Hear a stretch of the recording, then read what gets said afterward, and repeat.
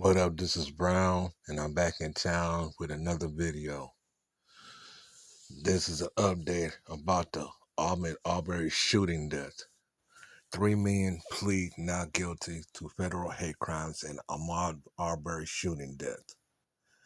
3 Georgia men pleaded not guilty to federal hate crimes charges Tuesday in the slaying of Ahmaud Arbery, a 25-year-old black man who was chased and shot after being spotted running in the white defendant's neighborhood. Travis McMichael and his father Greg McMichael, as well as neighbor William Roddy Bryan, entered their pleas before a U.S. magistrate judge.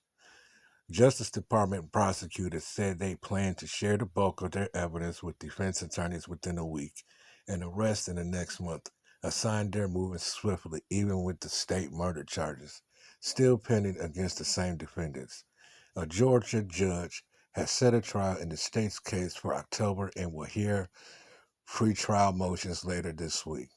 We know justice is closer, Marcus Arbery Sr., the slain man's father, told reporters outside the federal courthouse in Brunswick, about 70 miles south of Savannah.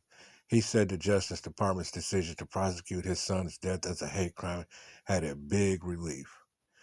The McMichaels armed themselves and pursued Arbery in a pickup truck after he ran past their home on February 23, 2020.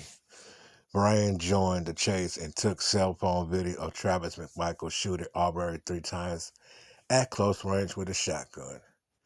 On April 28th, the Justice Department charged both McMichaels and Bryan, who are all white, with violating Arbery's civil rights as well as attempted kidnapping for using their trucks and guns to try to detain him. The McMichaels were also charged with using firearms in the commission of a crime.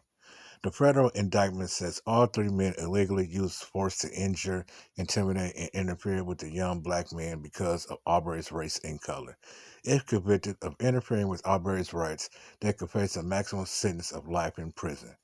Wearing white masks and orange jail uniforms, all 3 defendants confirmed their pleas to U.S. Magistrate Judge Benjamin Cheeseborough. It was the first time members of Arbery's family sat in the courtroom as the defendants, who during prior court hearings appeared by video conference from jail because of coronavirus precautions. There was a moment where I wanted to break down, but I remained strong, said Thea Brooks, one of Arbery's aunts. It's hard being in a room with people that you know have taken your loved one from you. Defense attorneys for the McMichaels and Bryan have insisted they committed no crimes. Lawyers for the McMichaels have said they chased Arbery because they suspected he was a burglar and had been recorded on a video inside a nearby home under construction. They say Travis McMichael was fearing for his life when he shot Arbery as they grappled over a shotgun. Prosecutors say Arbery was merely out jogging and there's no evidence Arbery stole anything from the home. All 3 defendants have been jailed without bond since their arrest on state murder charges a year ago. They initially remained free for more than 2 months after Arbery was killed, but were swiftly charged after Bryan's cell phone video became public and the Georgia Bureau of Investigation took over the case from local police. The state case was set to move forward Wednesday and Thursday with Superior Court Judge Timothy Walsley hearing 12 pretrial motions in Brunswick. Walsley must decide whether the trial jury should be allowed to hear unflattering evidence of Arbery's prior run-ins with the law enforcement, as well as racist text messages and social media posts made or shared by the men who chased and killed him. Defense attorneys for the McMichaels want the jury to know about 10 incidents from Arbery's past, including that he was on probation at the time he was killed. Court records show Arbery had pleaded guilty to charges that he carried a gun onto a high school campus in 2013, a year after he graduated, as well as a shoplifting charge for stealing a TV from a Walmart in 2017. Prosecutors say Arbery's past is irrelevant considering none of the defendants knew him prior to the fatal chase. The only purpose for placing the other acts on Mr. Arbery before a jury is to smear the character of Mr. Arbery and suggest that his murder was deserved. Prosecutors wrote in a court filing. Prosecutors have asked the judge to allow jurors to see the text messages and social media posts that they contend to show a lack of racial goodwill by all 3 defendants. They include a text message exchange from 2019 in which Travis McMichael twice used a racist slur for black people.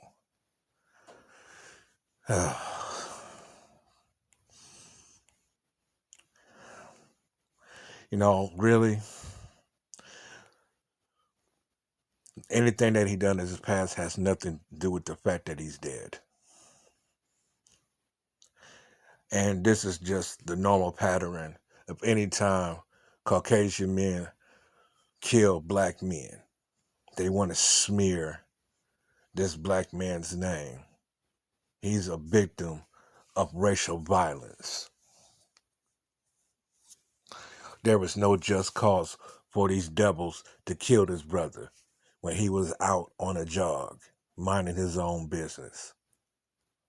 Anything he did prior or any run-ins he had with the pigs was no means to justify shooting and killing this young brother. I tell you, man, these white folks don't have anything better to do than to go out here and shoot black men down like game. They shot and killed his brother because they wanted to. It makes absolutely no sense. And they talking about, and what I really don't like is the fact they talking about civil rights.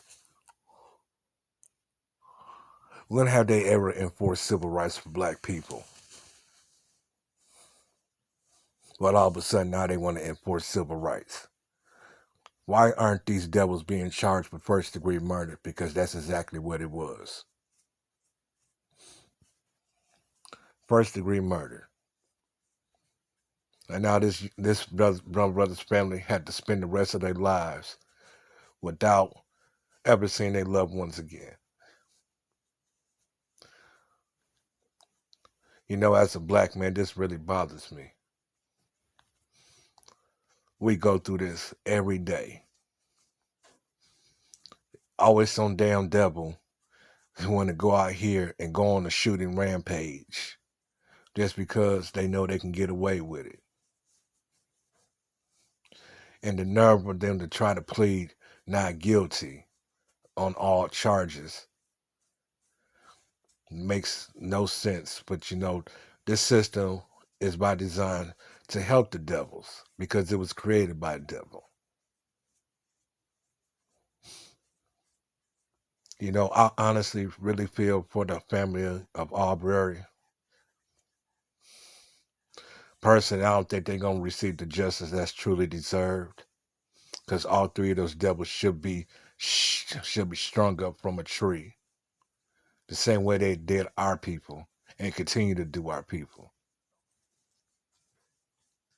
I mean, they dragging this young brother's name through the mud, bringing up charges of what he did back in 2013, shoplifting in 2017.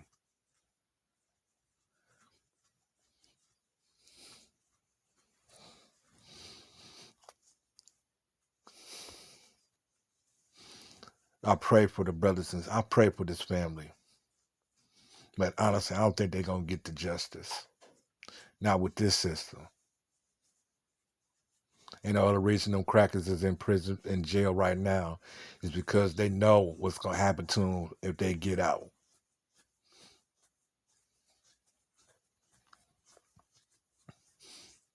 Personally, I don't trust this system. I've seen firsthand what it's done and what it continues to do. They all work in unison. They could probably going to try to give them the lowest sentence possible if they are convicted. I mean, hell, it took them a whole year just for this. And this young brother was killed last year.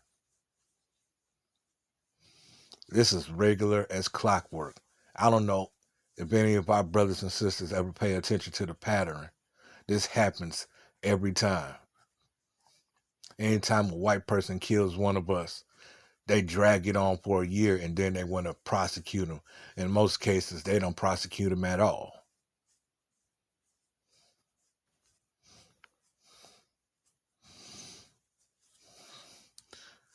This really hurts my soul as a brother.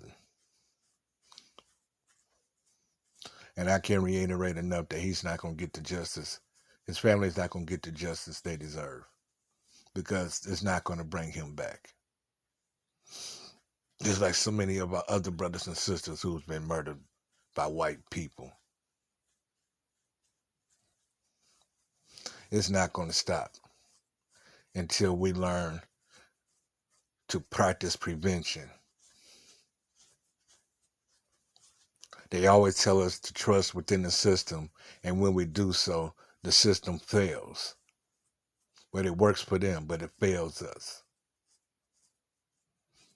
I mean, any system that talks about within the Constitution that you are 3/5 of a human being, that in itself tells you that it was not designed for you to win, my brothers and sisters. They called us slaves in the Constitution. They look at us as slaves to this very day. Whether you accept that truth or not, it really doesn't matter to me. The truth is just what it is. And me personally, I will never forget about slavery because this has how it affected us.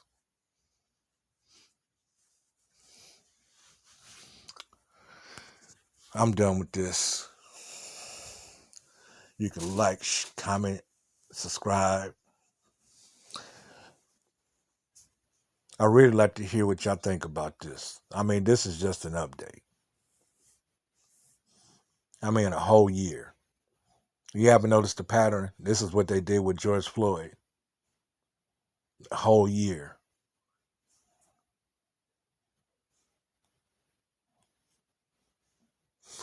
I don't know what it's going to take for our people to wake up and understand that we need to unite.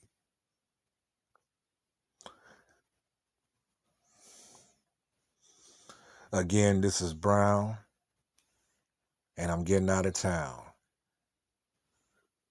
Straight black family pride. Black power.